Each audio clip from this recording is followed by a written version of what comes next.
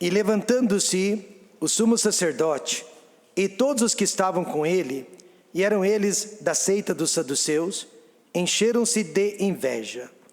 E lançaram mão dos apóstolos e os puseram na prisão pública.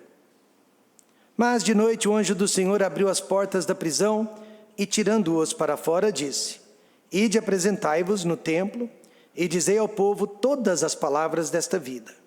E ouvindo eles isto, entraram de manhã cedo no templo e ensinavam. Chegando, porém, o sumo sacerdote e os que estavam com ele, convocaram o conselho e a todos os anciãos dos filhos de Israel e enviaram ao cárcere para que de lá os trouxessem. Mas, tendo lá ido, os servidores não os acharam na prisão e, voltando-lhe, anunciaram, dizendo: Achamos realmente o cárcere fechado com toda a segurança e os guardas que estavam fora diante das portas, mas quando abrimos, ninguém achamos dentro. Então o sumo sacerdote, o capitão do templo, os chefes dos sacerdotes, ouvindo estas palavras, estavam perplexos acerca deles e do que viria a ser aquilo. E chegando um, anunciou-lhes dizendo: Eis que os homens que encerrastes na prisão estão em pé no templo e ensinam ao povo. Pai querido e glorioso, peço em nome de Jesus que o Senhor possa abrir o nosso entendimento, a nossa compreensão, para receber a sua palavra nesta noite.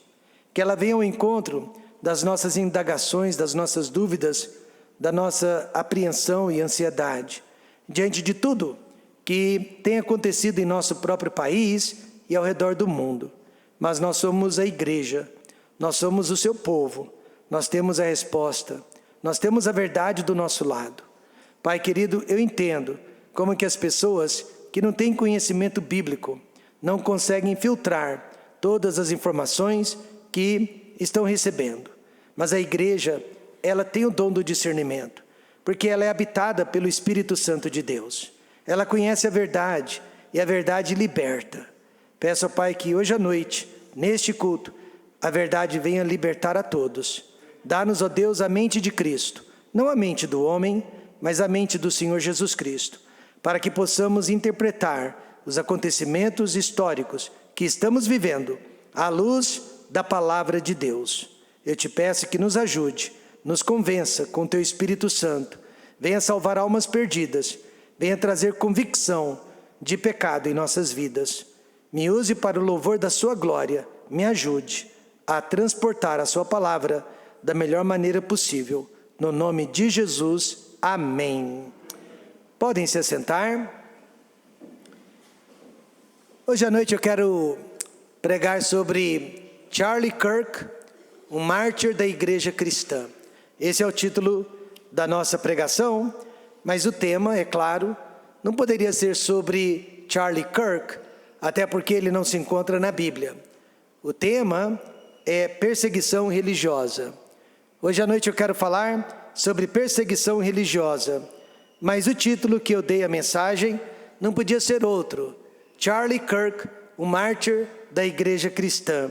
Apesar de que, na semana que passou, nós vimos um julgamento para lá de estranho, e nós consideramos que foi um julgamento injusto, eu jamais diria que as pessoas injustiçadas fossem mártires da igreja cristã. Acho que eu não poderia dizer isso a respeito de nenhuma delas. Tenho absoluta certeza que nenhuma delas está sendo presa ou está sofrendo, irmão Cleto, por causa da palavra de Deus, por causa dos ensinamentos da palavra de Deus. Por mais injusto que tenha sido aquele julgamento, irmão José, nenhum deles está padecendo neste momento por causa da palavra de Deus. Mas este jovem rapaz e a sua família, eu posso garantir que eles estão sofrendo por causa da palavra de Deus. Eu posso garantir que se trata de uma perseguição religiosa e não política. E por isso, Charlie Kirk, ele foi sim um mártir da igreja cristã. No dia 10 de setembro, este jovem de 31 anos de idade, casado com a Miss Arizona, a esposa dele ganhou aquela competição de beleza, né? E ela foi considerada a Miss Arizona, e ele deixou 2 criancinhas pequenas. Foi baleado no pescoço, enquanto discursava para cerca de 3.000 estudantes na Universidade de Utah, nos Estados Unidos da América. Ele tinha acabado de dizer a última frase dele. Ele tinha acabado de dizer que não podemos jamais praticar violência contra a comunidade LGBT. Quando então recebeu um tiro fatal de um jovem estudante de 22 anos de idade por motivações morais. Por motivações morais. Dias antes, este estudante havia reclamado que Charlie Kirk era um fascista, era um nazista. Eu estou cansado dessas palavras, amém, irmãos? As pessoas, elas usam a expressão fascista e nazista, elas não sabem o que estão dizendo. Eu já fui chamado disso, e eu sei que eu não sou. Mas elas nos chamam disso só porque nós não somos comunistas. E como o fascismo e o nazismo eram anticomunistas, então quem não é a favor do comunismo e do socialismo, logo é taxado de nazista e fascista.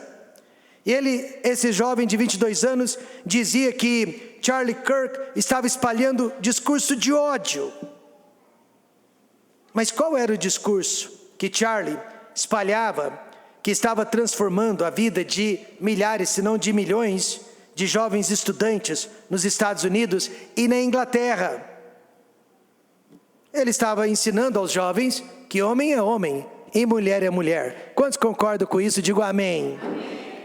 Ele estava simplesmente ensinando biologia. Mas a mensagem principal de Charlie era que Jesus Cristo é o caminho, a verdade e a vida, e ninguém pode vir a Deus senão por Jesus Cristo.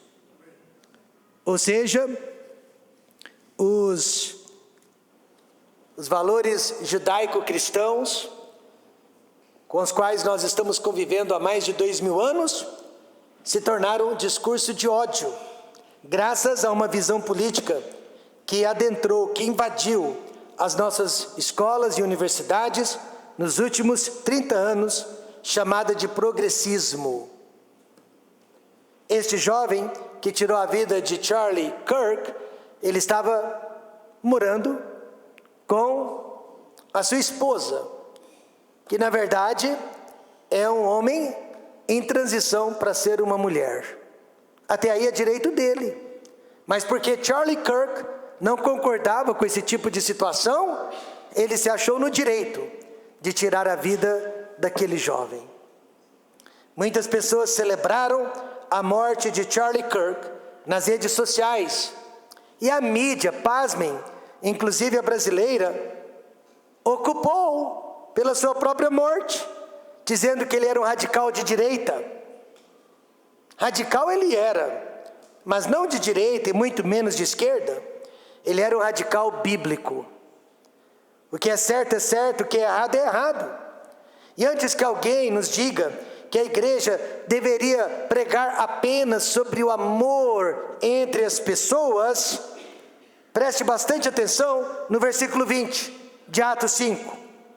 Veja o que diz: o anjo deu-lhes uma ordem e disse: ide e apresentai-vos no templo e dizei ao povo todas as palavras desta vida. Todas as palavras desta vida. A vida engloba muito mais do que o nosso amor aos homens. Ela também serve para mostrar, para provar o nosso amor primeiramente a Deus. E esse jovem Charlie Kirk, ele foi morto porque ele amava a Deus. Ele foi morto porque ele odiava o pecado.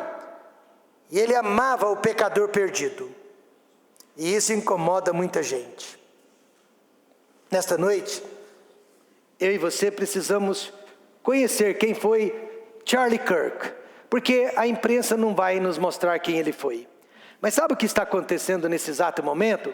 Um grande avivamento espiritual está varrendo a América. Um grande avivamento espiritual está varrendo a Inglaterra, está varrendo outras partes do mundo.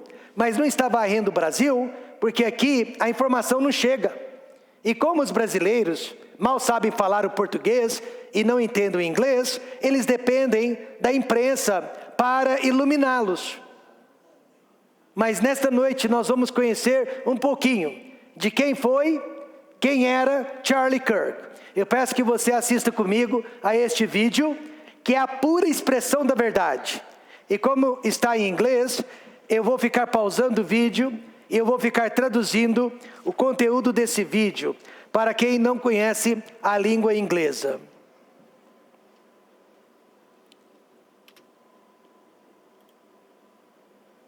How do you want to be remembered? I mean, if I die, everything just goes away. How would you?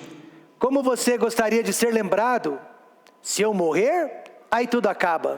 If you could be associated with one thing, how would you want to be remembered?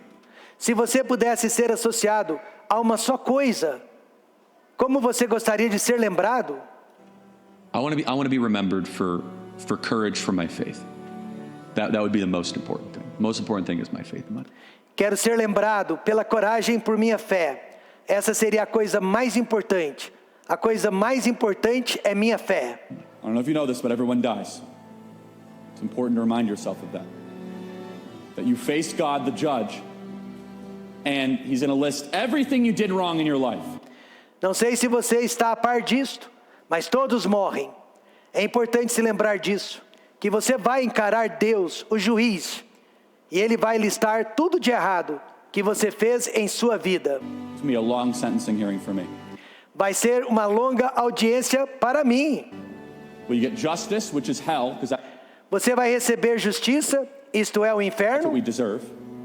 Mercy, which is less of that, which I'll allow the theologians to figure out what that is. Or Porque é isso que merecemos. Ou misericórdia, que significa menos que isso. grace. What is grace? Grace is something so unique, so different, so profound. Mas vou deixar os teólogos decidirem de que se trata, ou graça. O que é graça?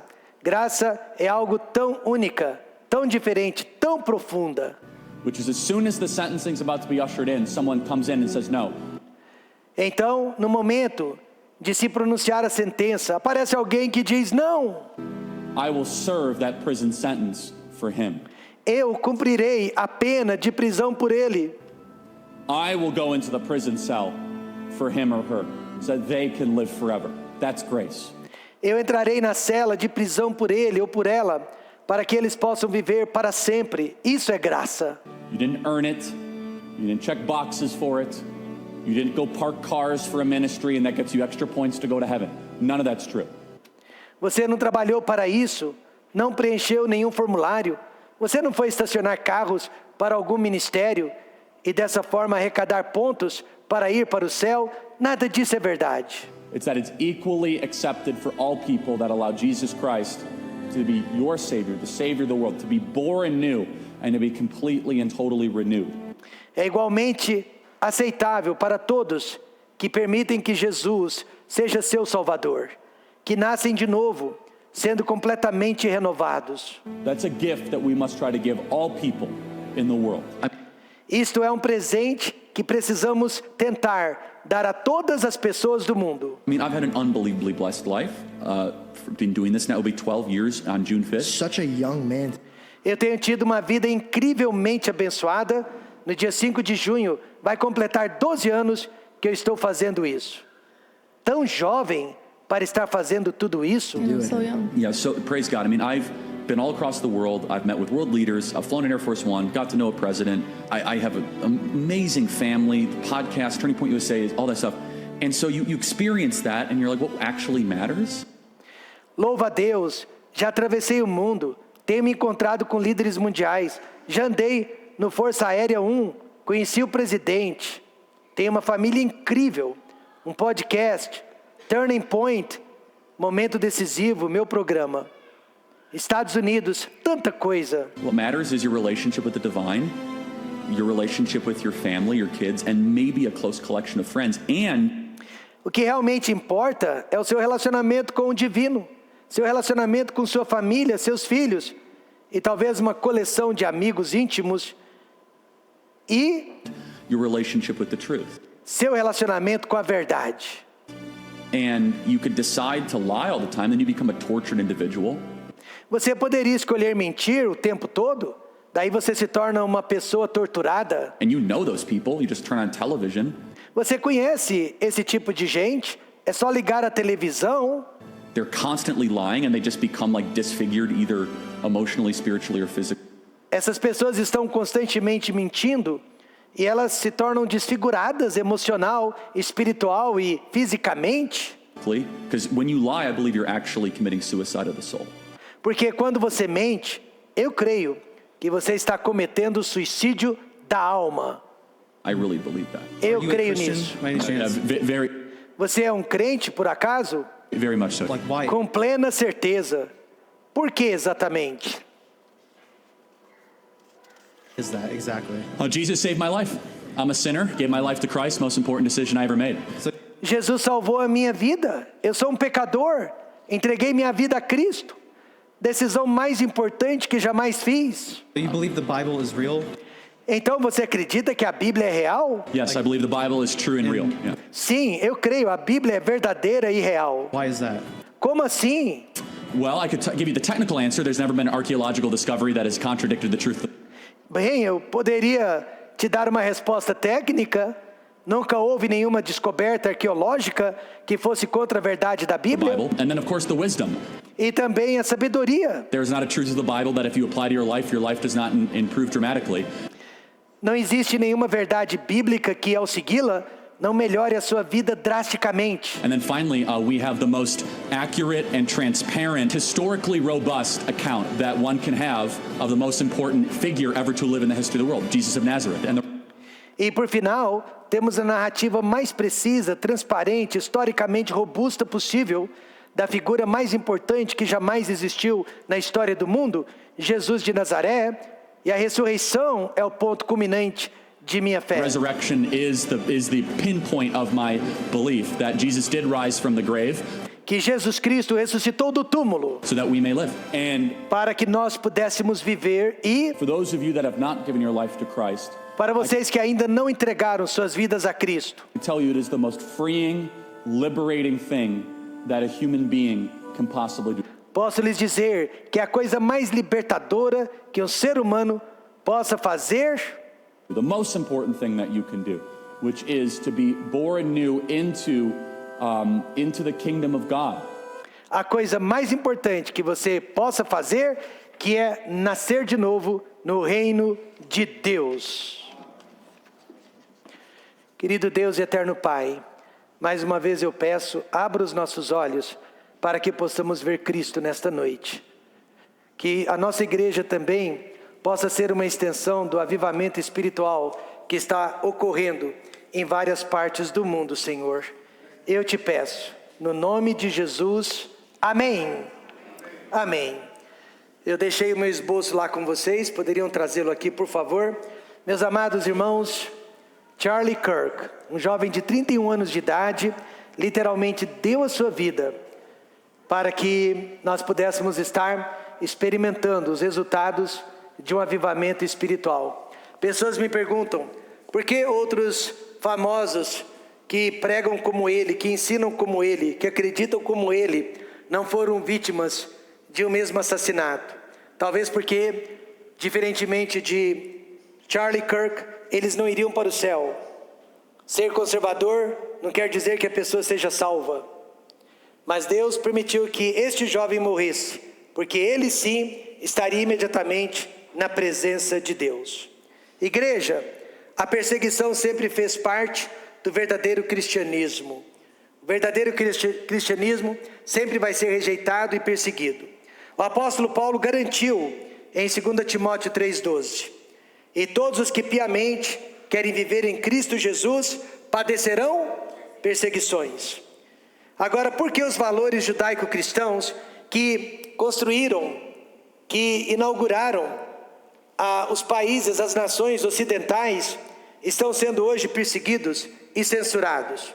Além do fato de que nós estamos vivendo nos últimos tempos, profetizados pelos profetas e pelos apóstolos, existe também um fator político muito preponderante, chamado de globalismo.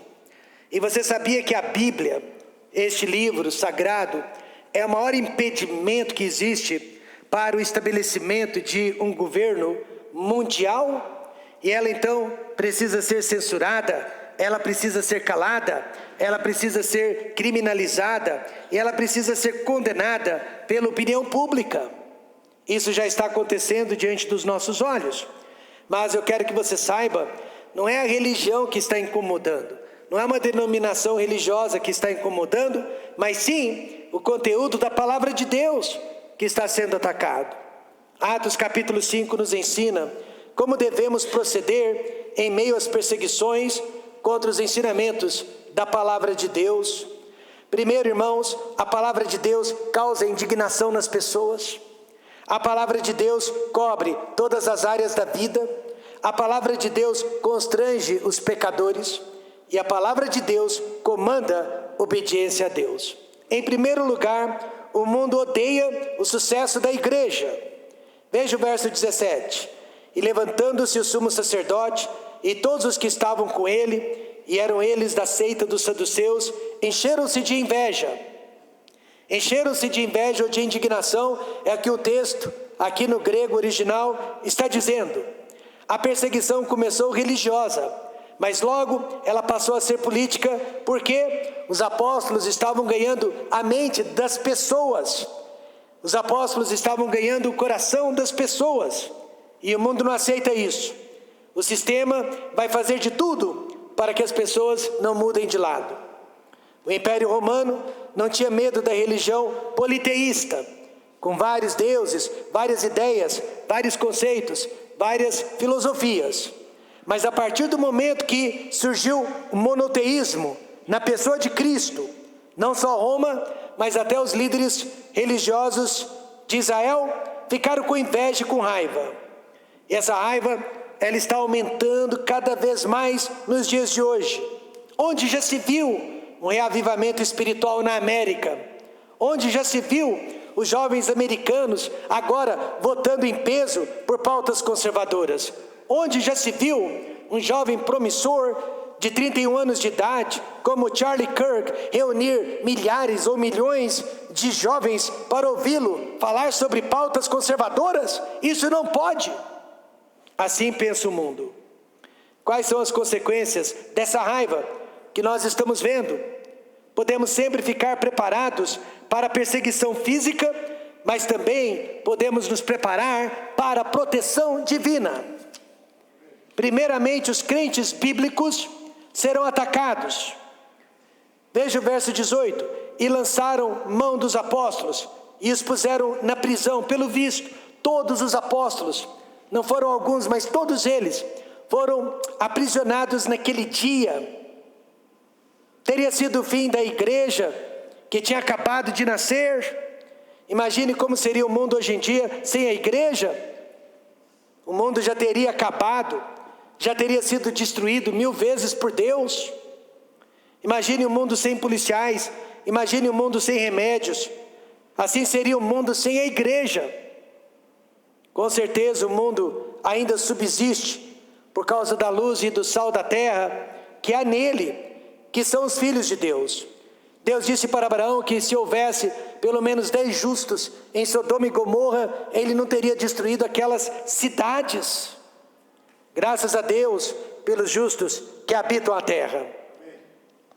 Em 1999, o avião em que estávamos sofreu uma pane no sistema hidráulico.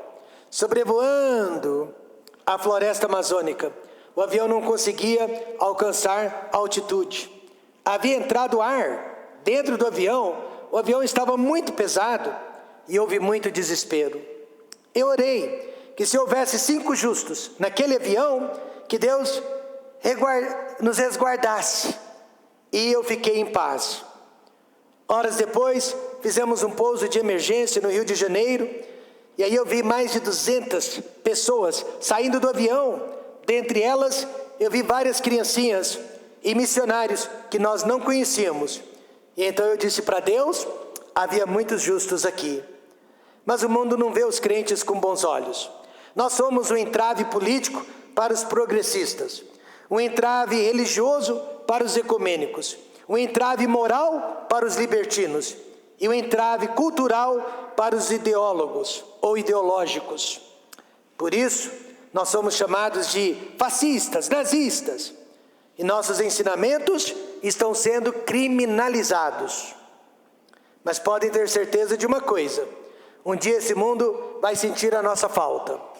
Pois assim que a igreja for tirada da terra, for arrebatada deste mundo, o caminho ficará livre para todos os tipos de catástrofes naturais, além de guerras nucleares e pandemias de todos os tipos, que Jesus só não permite agora porque a igreja ainda está aqui. Jesus prometeu que a igreja não estará aqui quando tudo isso acontecer, em Apocalipse 3:10. Como guardaste a palavra da minha paciência, também eu te guardarei da hora da tentação que há de vir sobre todo mundo, para tentar os que habitam na terra. Então, meus amados irmãos, diante dos ataques, a nossa reação precisa ser a mesma dos apóstolos no verso 41. Retiraram-se, pois, da presença do conselho, regozijando-se de terem sido julgados dignos de padecer afronta pelo nome de Jesus. Eles haviam sido presos, eles haviam sido açoitados, e no entanto, eles se sentiram honrados, porque eles sofreram perseguição por causa de Jesus Cristo.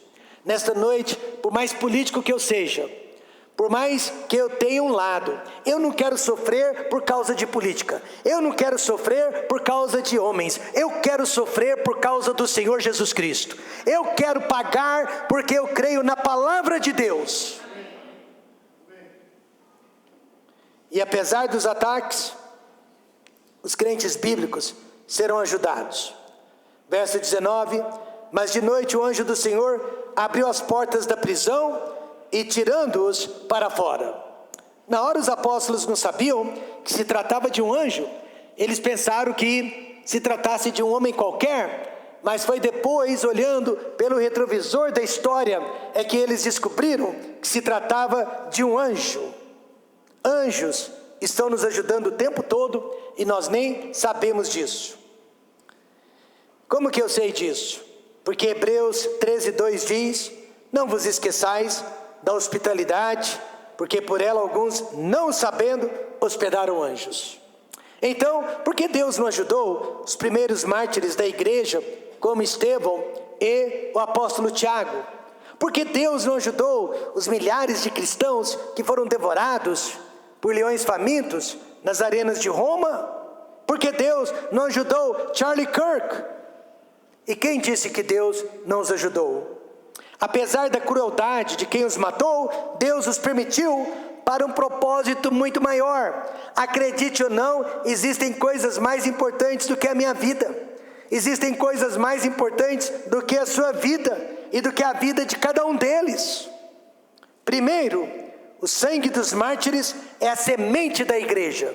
Hoje eu e você não estaríamos aqui segurando este livro nas nossas mãos se milhares de pessoas antes de nós não tivessem dado suas vidas, não tivessem morrido, para que hoje eu e você pudéssemos ter a palavra de Deus em nossas mãos. William Tyndale, um dos grandes heróis da fé na Inglaterra, ele fez questão de traduzir a Bíblia para a língua inglesa e colocar a palavra de Deus nas mãos de cada britânico, para que eles não dependessem mais da interpretação dos padres, dos bispos e nem de pastores, mas que eles pudessem ler a Bíblia com seus próprios olhos. E por causa disso, ele foi preso, ele foi torturado, ele foi morto. E a raiva do clérigo era tão grande que alguns anos depois ainda pegaram os restos mortais de Tyndale e cremaram os seus ossos e jogaram as suas cinzas no rio. O cristianismo surgiu através da morte dos crentes. E quanto mais crentes morriam, mais crentes nasciam. Amém, irmãos? Jesus disse: na verdade vos digo, que se o grão de trigo caindo na terra não morrer, fica ele só. Mas se morrer, diga alguém, dá muito fruto. Horas depois de sua morte, Charlie Kirk se tornou mais conhecido no mundo do que ele já era. Suas pregações, seus ensinamentos bombaram na internet. As igrejas se reuniram para oração, experimentaram o avivamento espiritual e milhares de jovens, se não milhões de jovens, se levantaram para continuar o legado de Charlie Kirk. Ou seja, ele deu muito mais frutos após a sua morte do que antes. E além disso, Elon Musk prometeu amparar a família dele pelo resto de suas vidas, além de muitas outras doações que chegaram para os seus filhos. Então ele foi para o céu e Deus cuidou de tudo para ele aqui na terra. Amém, irmãos? Os crentes bíblicos serão atacados, mas eles também serão ajudados, porque Deus é bom o tempo todo e o tempo todo Deus é bom. O mundo odeia o sucesso da igreja. Em segundo lugar, o mundo odeia os ensinamentos da igreja. Foi por isso que Charlie Kirk morreu, pelo que ele ensinava, pelo que ele transmitia dentro da palavra. Mas o anjo disse: ide, é uma ordem, está no imperativo, e apresentai-vos no templo, e dizei ao povo todas as palavras desta vida. Eis aqui o valor da liberdade. E nós só damos valor à liberdade quando a perdemos. Mas aí pode ser tarde demais. Os apóstolos foram libertados milagrosamente para que pudessem continuar pregando a palavra de Deus. Se nós não soubermos aproveitar a nossa liberdade, em breve não poderemos mais transmitir os ensinamentos da palavra de Deus, pois eles já estão sendo considerados discurso de ódio. O mundo deixa a igreja falar sobre paz e amor, mas quando ela entra em outros assuntos mais delicados, o mundo a persegue. No entanto, o texto aqui diz todas as palavras desta vida, todas as palavras. Jesus também diz, ensinando-os a guardar todas as coisas que eu vos tenho mandado. Isso quer dizer, escute, o mundo não pode colocar uma mordaça na boca da igreja, amém, irmãos? A palavra de Deus é muito ampla e ela não pode ser limitada. O que o mundo faz quando não gosta dos ensinamentos da igreja? Como já vimos semana passada, o mundo persegue.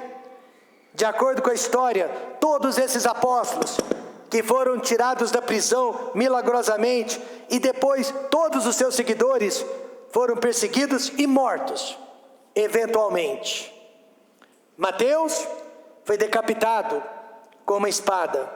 Marcos morreu em Alexandria, depois de ter sido arrastado por vários quilômetros na cidade. O médico Lucas foi enforcado debaixo de uma oliveira na Grécia. João foi queimado vivo dentro de um caldeirão com óleo fervente. Ele não morreu, mas ficou desfigurado pelo resto da vida. Pedro foi crucificado de cabeça para baixo na cidade de Roma. Tiago foi decapitado em Jerusalém. Este Tiago é irmão de João. E o outro Tiago foi lançado de uma grande altura, e quando ele caiu ao chão, quebrado, agrediram-no com paus até a morte. Filipe foi enforcado. Bartolomeu foi chicoteado até a morte. André foi crucificado, e enquanto ele estava perdendo sangue e crucificado na cruz, ele ficou pregando o evangelho para quem estava do lado de baixo até morrer. Tomé foi atravessado por uma lança. Judas, não Iscariotes, mas o discípulo, ele também foi atravessado por várias lanças. Matias e Barnabás foram apedrejados e decapitados, e Paulo, apóstolo, ele foi decapitado pelo imperador Nero. Ele iria ser crucificado, mas como ele era cidadão romano, a lei romana não permitia crucificar um romano, e por isso ele foi decapitado. Na maioria das vezes, Deus livrou cada uma dessas pessoas através de milagres, mas chegou um momento, chegou a hora que a morte deles renderia mais resultados do que se eles tivessem sido resgatados. Isso poderá acontecer conosco também. Eu cresci em uma época, e não faz tanto tempo assim, até 1986, que se podia pregar a palavra de Deus em qualquer praça pública. Quantas vezes eu fui para a Praça 15, aqui no centro da cidade, e abri a palavra de Deus e compartilhei com as pessoas passando pela praça o plano de salvação. Quantas vezes eu pegava o último ônibus da noite, da escola para casa, e dentro do ônibus eu pedia a atenção de todos, e do nosso ponto até o outro terminal, eu pregava a palavra de Deus, e contava com a proteção e até com o apoio dos policiais. Hoje, porém, se eu tentar fazer isso, eu acho que os próprios policiais me mandam parar, e vão me perguntar se eu tenho autorização da prefeitura para usar um local que é público.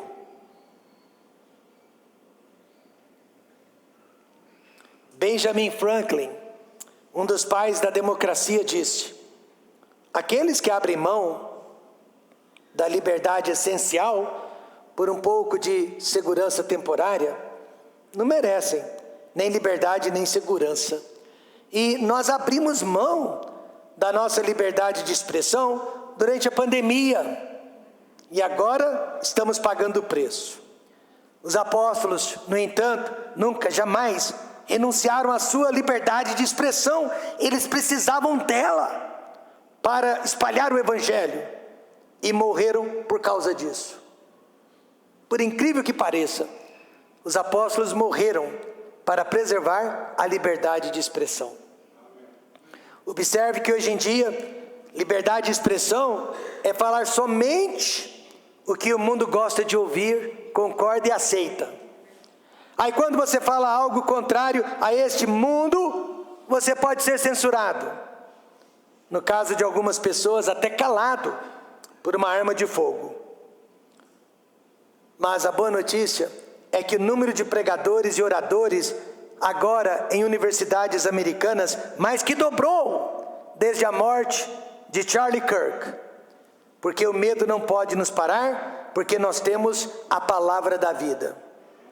Hebreus 13, verso 6 diz: assim com confiança, ousemos dizer, o Senhor é o meu ajudador, e não temerei o que me possa fazer o homem. Isso nos leva então ao terceiro ensinamento sobre perseguição religiosa. O mundo odeia a resistência da igreja. O mundo odeia o sucesso da igreja. Mas o mundo também odeia os ensinamentos da igreja e a resistência da igreja. Veja o verso 29. Porém, respondendo Pedro e os apóstolos, disseram: mais importa obedecer a Deus do que a quem?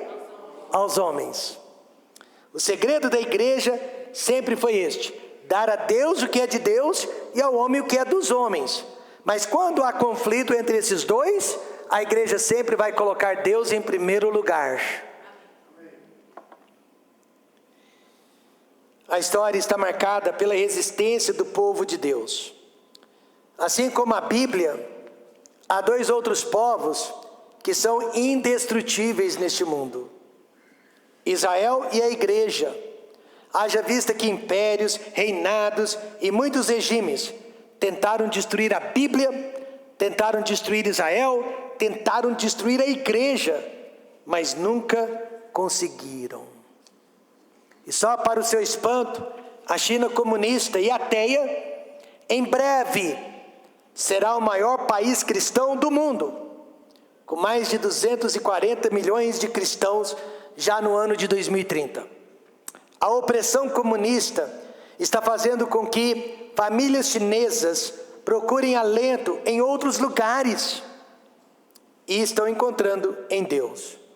A igreja subterrânea, aquela que funciona longe dos holofotes do governo chinês, está evangelizando na China e milhares de pessoas estão sendo salvas e convertidas.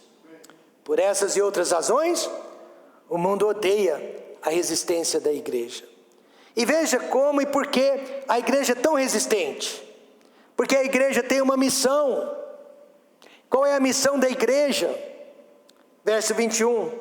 E ouvindo eles isto, entraram de manhã cedo no templo e ensinavam.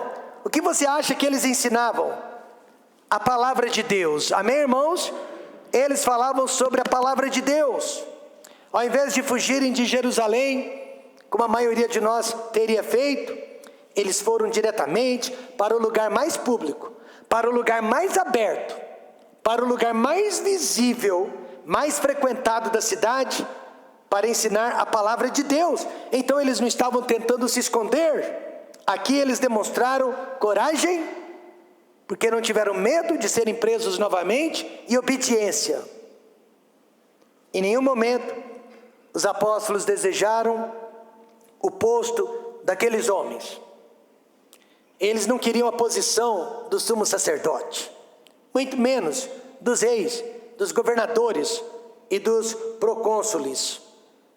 Nesse sentido, podemos dizer e dizemos que a igreja sempre foi e sempre deve ser apolítica. Amém, irmãos? A igreja deseja apenas salvar a alma dos homens e prepará-los para o mundo que vem depois da morte. Mas o mundo não entendeu isso e ficou com medo de perder o seu prestígio. Daí veio a perseguição religiosa. Os apóstolos estavam sendo seguidos, o mundo não. Os apóstolos estavam sendo ouvidos e o mundo não. Os apóstolos estavam transformando vidas e o mundo não. Então veja que a guerra entre o mundo e a igreja é resultado de inveja, porque o mundo tem inveja da igreja. Veja como os apóstolos eram pacíficos, mas eles não eram passivos. Primeiro, eles não criaram um mutim. Eles não colocaram a multidão contra as autoridades locais. Eles não criaram uma revolução. Antes, se deixaram prender pacificamente, pela segunda vez. Veja o verso 26.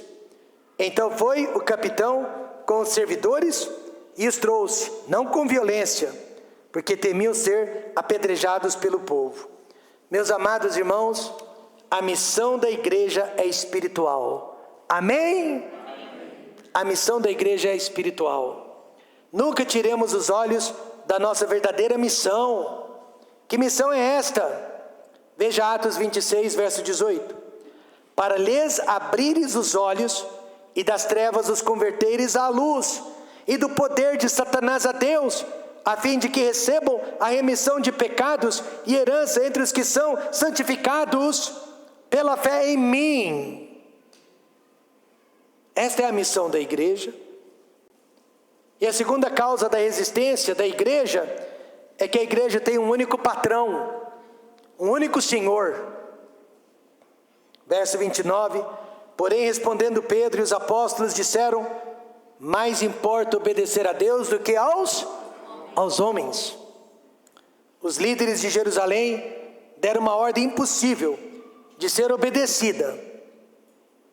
Não vos admoestamos nós expressamente que não ensinasseis nesse nome? Nós já os prendemos, nós já os torturamos, e mesmo assim vocês estão nos desobedecendo? O quê? Eles estavam proibindo a igreja de pregar e ensinar a palavra de Deus? Eles estavam tentando calar a boca da igreja a respeito de Jesus Cristo? Mas a igreja havia nascido justamente para anunciar a Cristo. Como assim não pregue sobre este nome? Uma ordem impossível para quem foi lavado no precioso sangue do Senhor Jesus Cristo. Uma ordem impossível para quem é habitado pelo Espírito Santo de Deus, porque se nós nos calarmos, as pedras clamarão. Em 2019, homens armados cercaram os crentes que tinham acabado de sair da igreja do Nordeste de Burkina Faso, que fica na África. O pastor tinha acabado de pregar justamente sobre amar e perdoar os nossos inimigos. Os 5 homens da igreja, só haviam 5 homens, foram mortos ali mesmo, a queima-roupa. Aí o pastor da igreja disse antes de morrer: se eu tiver que morrer aqui, apontando o dedo, para o chão, por causa do nome de Jesus Cristo, podem me enterrar aqui mesmo. E depois de matar o pastor, os bandidos ainda atearam fogo e destruíram toda a igreja. Aí eu pergunto, por que homens e mulheres em todos os lugares do mundo estão dispostos a darem as suas vidas, irem para a cadeia, sofrerem perdas irreparáveis, quando poderiam ter evitado tudo isso obedecendo às regras do mundo? Por uma única razão: Jesus Cristo é o dono deles. Jesus Cristo é o Senhor da vida deles. O mundo pensa que a igreja quer culpá-lo. Não, a igreja quer salvá-lo. Amém, irmãos? O mundo pensa que a igreja quer tomar o seu lugar. De jeito nenhum. A igreja só quer dar lugar para Jesus Cristo. O mundo pensa que a igreja tem medo dele. Não, a igreja tem pena deste mundo, pois conhece o seu final, que será muito trágico. O mundo é como um gato acuado, ele ataca primeiro, pensando que você irá atacá-lo.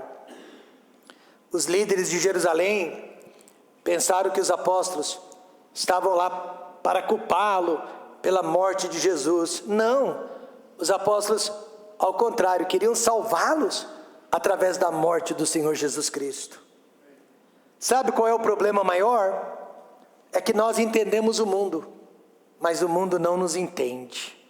Por isso, precisamos sempre orar: Pai, perdoa-lhes, porque eles não sabem o que estão fazendo. Igreja, a morte do jovem Charlie Kirk me inspirou a ser um crente melhor. Me inspirou a ser um pregador melhor. Me inspirou a ser um marido melhor. Me inspirou a ser um pai melhor. E com certeza me inspirou a ser um evangelista melhor.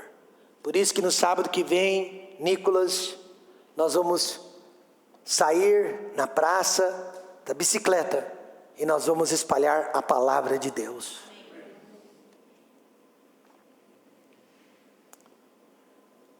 Eu chorei quando ouvi isso da esposa dele. A senhora Érica disse assim: o versículo que meu marido mais amava e sempre citava para mim era o de Efésios 5:25. Ele amava este versículo. Vós maridos, amai vossas mulheres, como também Cristo amou a igreja e a si mesmo se entregou por ela. Sua esposa disse que seu marido deu a vida por ela e pelos filhos, para que eles pudessem viver em liberdade. Mas sabe o que mais ela disse? Isso pode ofender alguns de vocês, mas é bíblico. A Erika Kirk disse para a nação americana, ela fez um pronunciamento em rede nacional, e ela disse que nós não temos que lutar uns contra os outros, que a nossa luta não é contra as pessoas, sejam elas deste ou daquele lado da política, deste ou daquele lado da filosofia. Ela disse que a nossa luta é espiritual, que nós estamos lutando contra Satanás e o seu exército, contra o príncipe das trevas e as suas hostes. E de onde ela tirou essa ideia? Da própria palavra de Deus. Ela citou Efésios 6:12. E eu gostaria que toda a igreja lesse comigo, para que entendêssemos a situação que estamos vivendo e passando nesses dias. Todos juntos. Porque não temos que lutar contra a carne e o sangue, mas sim contra os principados, contra as potestades, contra os príncipes das trevas deste século, contra as hostes espirituais da maldade nos lugares celestiais. A igreja erra fazendo do homem seu inimigo. A igreja erra achando que certas pessoas são inimigas. A igreja só tem um inimigo, Satanás. E a única arma contra Satanás é a oração. Amém, irmãos? Muita, não pouca oração. Mas quantos decidem? Eu vou ter coragem para representar Jesus Cristo e os seus princípios, mesmo que seja perigoso nos dias de hoje. Incrível. Quando eu era jovem, cresci ouvindo a respeito do irmão André, o contrabandista de Deus. O irmão André escondia Bíblias no seu fusquinha, e ele viajava através da cortina de ferro, visitando vários países que pertenciam à ex-União Soviética.